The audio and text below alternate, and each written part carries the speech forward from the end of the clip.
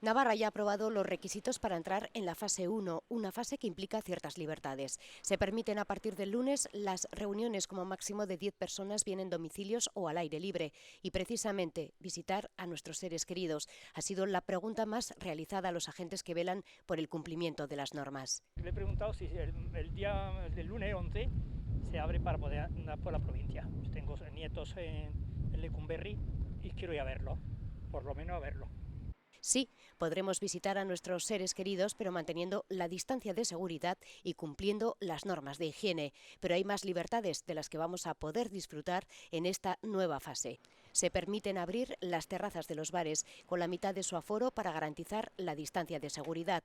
El pequeño comercio también podrá abrir sus puertas sin necesidad de cita previa y garantizando el 30% de su aforo.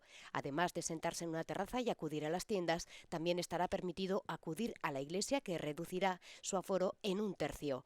Otra de las medidas incluidas es poder despedirse de nuestros seres queridos. Podrán asistir hasta 15 personas en el caso de entierros y 10 cuando se trate de espacios interiores, como en las funerarias. A partir de este lunes también podrán compartir coche los habitantes de un mismo domicilio o desplazarse dentro de la comunidad. A la espera de que se clarifiquen ciertas dudas, María Chivite ha abogado por mantener las franjas horarias. Nosotros, en principio, la idea es mantener esas franjas horarias. Tampoco queremos demasiados cambios para que la población tenga clara cuáles las franjas horarias en las que puede salir, pues mantenemos las que hay.